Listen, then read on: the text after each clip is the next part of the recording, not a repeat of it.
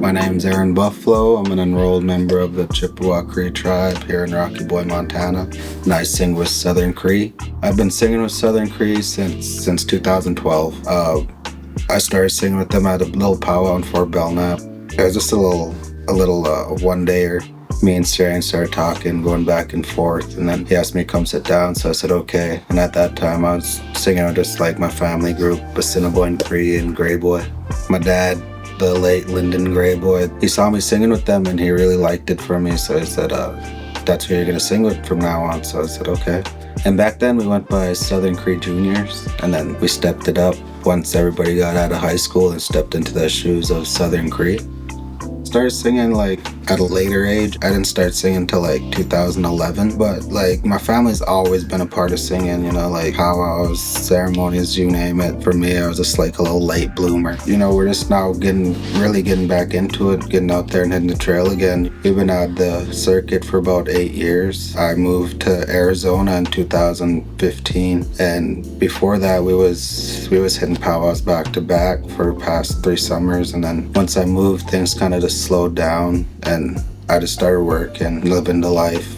Then we moved back to Rocky Boy, me and my family, in 2023. And then last year, we was like, hey, should we get back out there? And then my little brother Jarrell hit me up and said, let's go to Kiayo. So we went to Kiayo and we've been trying to hit powwows ever since, and we're doing pretty well. And it means a lot, honestly. Singing just, I don't know, just hits different. You know, you go to a powwow and it's like, well, you can leave all your problems behind and just go out and have a good time. I got a brand called Still Here.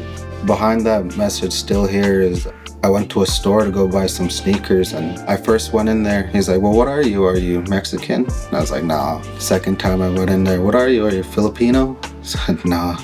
Then so on and so forth. Probably about the 10th time he finally asked, well, what are you? I said, I'm Native American. And he's like, damn, y'all still here? I was like, yeah, we're still here.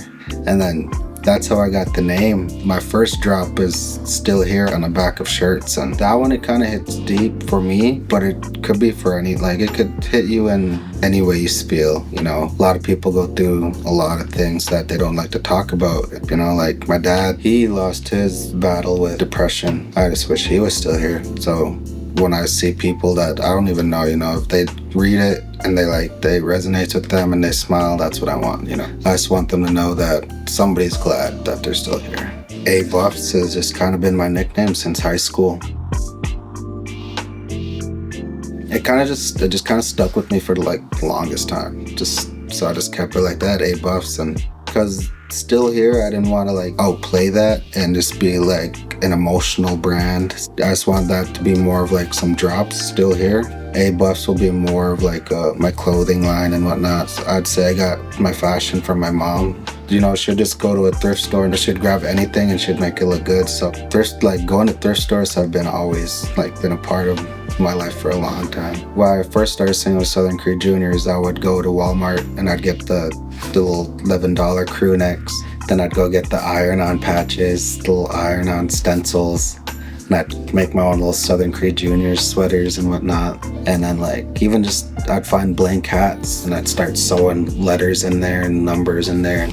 So I've always been making like DIY clothing for myself. When I went to Vegas, that's when like the fashion really hit me, and I was like, oh, like I like this. This is cool. I could do this. But I could put a little bit of native flair on it. But I don't want to go too native. Like I don't want to be like shove it down your throat native. Kind of want to be like modest about it and be like, oh, there's a little teepee in there or something. That's cool. Or something like that.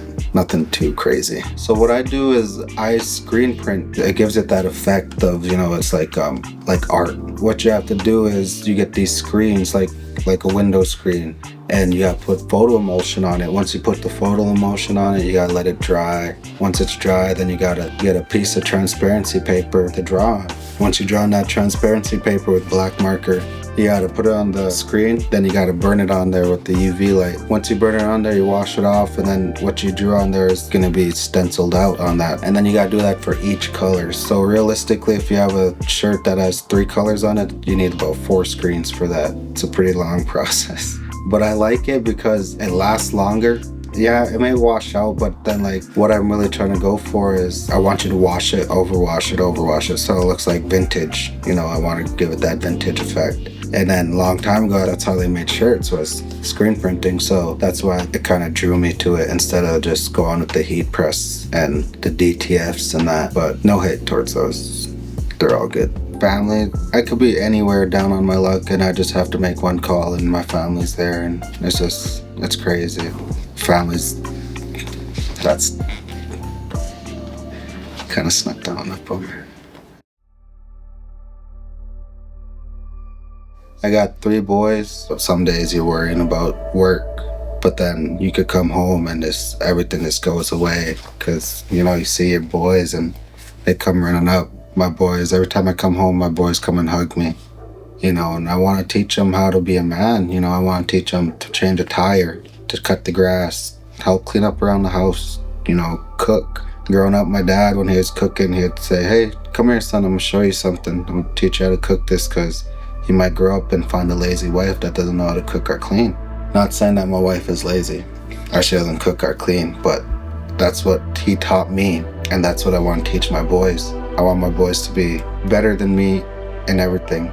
I want to take them around traveling, I want to show them things that I wish I saw growing up. I want to take them places and be able to, have that strong family bond with us, but I don't want to overstep my boundaries with them once they grow up. But right now they're still at that little age where I could just love them up, and it's the best thing, honestly. I'm glad that they like to powwow, my boys, they like to dance. My little one, not so much. He freaks out at powwows right now. But my 2 older ones, they like to dance, and my oldest boy, oh my God, it's like a powwow at my house every day. No lie, he gets off of school, he'll run straight to the back room and pull out his drum that his grandpa gave him and start singing all day, all night. And it's like, I love it. I'm just waiting for him to get out of his shyness and start singing louder. Around people. At home, he blasts. And then he is always asking me, when's the next powwow? It's kind of tough right now when we're traveling far, sometimes we can't take our families. But I want to take one of my boys, the 2 older ones, at least, because they like to powwow. And I can't rob them of that, Why do I get to go powwow and they can't? That's how I see it. I think it's good, having your kids at the powwow because they get to learn the good and the bad, honestly. And that's where you kind of step in to let them know what's good and bad. You let them know what to do, what not to do.